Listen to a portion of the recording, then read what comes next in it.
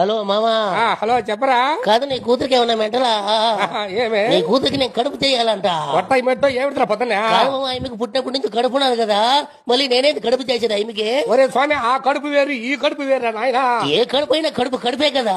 ఒరే నాయన, నీకు తెలియదురా నాయన. మా ఊర్లో గోపాల్ వాళ్ళ భార్యకి 3 నెలలు కడుపు చేశాడంట. అయ్యి ఆడమ్ముతారు, నాకు తెలియకపోయా. ఒరే స్వామి, అవి అమ్మే కడుపులు కాదురా స్వామి, అవి మీరే చేయాలరా స్వామి కడుపులు. కాదు మామ, నీకేమైనా దిగితేనేమన్నా పొగరేమన్నా పట్టినది నీకు? కాదు నాకేం తెలుసు. ఎవరన్నా అడిగి కనుక్కోరా నాయన, ఏమిటిరా నువ్వు మాట్లాడేదా? మా ఊర్లో గంగులయ్య వాళ్ళ భార్యకి 6 నెలలు కడుపు చేశాడంట. కాదు, నీ భార్య కూడా 3 నెలలు కడుపు వచ్చేటట్టు చేయరా. కడుపు చేసేది రాదు, నాకు తెలియదు. దాంట్లో ఎంత నూనె వేయాలో తెలియదా? దాంట్లో ఎంత పసుపు పొడేయాలో, ఎంత కారం పొడేయాలో, ఎంత ఉప్పు వేయాలో నాకు తెలియకపోయా. కాదురా, ఉప్పు కారం పసుపు పొడి వేస్తే వచ్చేది కదా నా కడుపు. అదే ఇంకెట్ట పోయాలి ఆయన, మీరు చెప్పకపోతే నాకు తెలుస్తుంది. తెలియకపోతే గమనుండ్రా నాయన.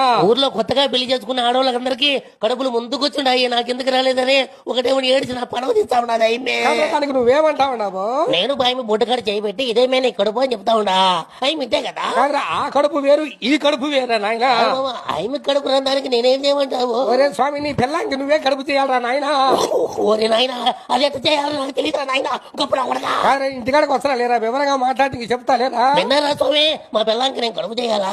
వస్తున్నా లేరా. కడుపమ్మా, కడుపు కడుపు కడుపు కడుపులే.